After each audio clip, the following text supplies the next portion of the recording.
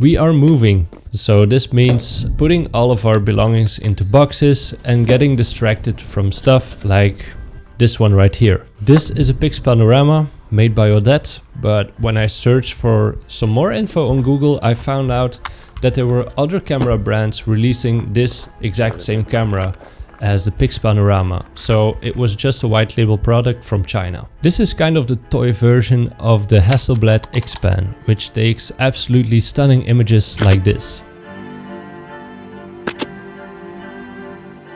For the Hasselblad, it's about $5,000 on the used market. And since I'm not a rich and famous YouTuber yet, we'll just have to go with the $10 version one for this video. This camera houses a simple mask, which makes your pictures into a 1:7 ratio and makes it therefore look like frames from a movie. It doesn't take any batteries and it weighs around 150 grams. It has a lens cover switch on the front, which prevents taking accidental pictures when you're not ready to shoot. On the top of the camera there's a big blue shutter button and a counter to see how many pictures you've taken.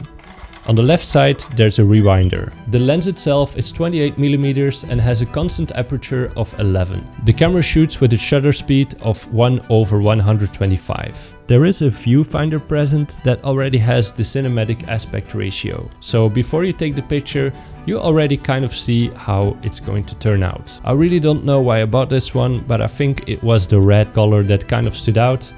And the guy was only asking $10 for it, which, you know, it's not very much. I put a roll of film in it, which was more expensive than the camera itself, and then decided to take it out to the park where we went for a hike.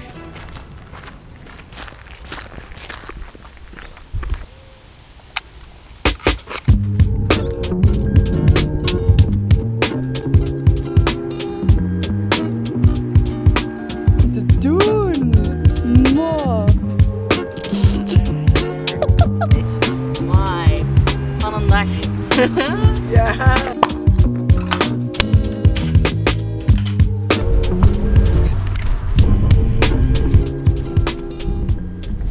Well, I wish I could show you all of the pictures that I took, but then I got the email that all of my pictures are failed, and therefore the whole point of this video was ruined. I thought it would be an opportunity rather to show you all of my failed endeavors within film photography. But before we get into this, I decided to give this camera just one more shot before I throw it in the bin. This time I'm using a super cheap film with an ISO of 100 that I had laying around and went into the park again. The park reminds me what a great pleasure it is to live in the city. There's so much opportunity here for creative people, and there's always something happening which makes me want to shoot more. And voila, as you can see, we succeeded this time. I was super happy receiving the scans from the develop shop, and I even got reimbursed for the last roll of film, which failed completely. It was half of the amount, but hey, it's something.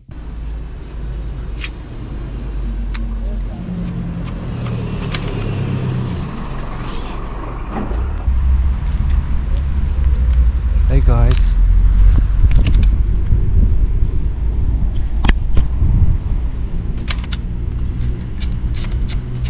I'm terrified. Just one more. Yes.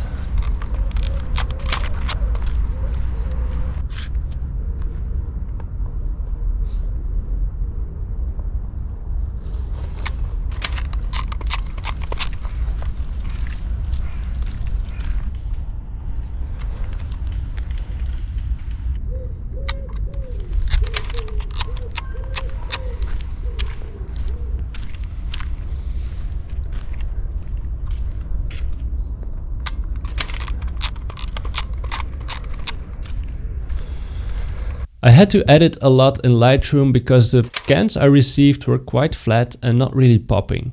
I guess this is why a lot of people scan their negatives at home. A lot of pictures have failed massively because they didn't receive enough light. With the ISO of 100 and also the aperture of a constant 8 or 11, I don't really remember, I'm so sorry. It does really need a lot of light. Sorry. Sorry.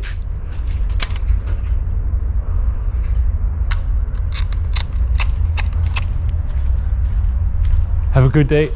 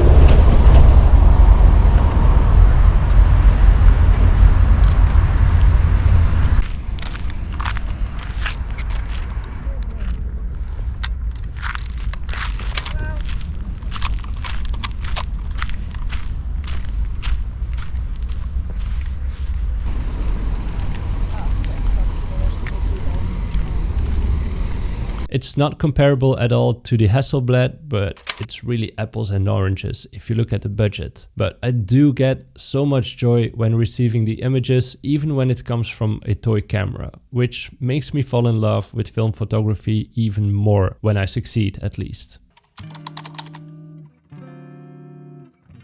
My first failure was when I took the Canon AE1 to Morocco. I had preloaded it with some film, and my plan was to shoot all of the behind the scenes and then show you all of the pictures that I took, because it's such a beautiful country. So I was done, I took my 35 pictures and I started unwinding it. I didn't know that I was unwinding it the wrong way, because there's a little arrow on the rewinder that shows you what direction to go. I heard it snap and I already knew that I screwed up. The whole roll was for the bin, together with all of my memories and great shots that I took. So my second failure was with this one, which I'm very proud of. It's a beautiful camera, and I loaded it with some Portra 800 and I was ready to shoot some stunning pictures. So after 2 successful pictures, I thought it would be a splendid idea to switch the mirror up button without any research of what it actually does. I went outside and there was beautiful lighting in the garden while we were dog sitting on friend's dog. So I wanted to surprise them with some beautiful pictures of their pet, and all I got when I returned to film was some special light leaks, because the whole film was ruined. The moral of the story is, I guess, that it's okay to fail, because in my digital photography venture in the beginning I failed massively as well. I made some stupid mistakes, like buying an 85mm lens without really knowing what it meant, while really I all wanted was a 35mm lens. Or editing my pictures looking like a fluorescent piece of crap, because teal and orange was all the rage back in the days and I really didn't know what I was doing. But at the time I thought they were awesome. Now I look back and I cringe completely. I didn't really understand compositioning, shutter speed and aperture, but I just did it anyway and learned it the hard way.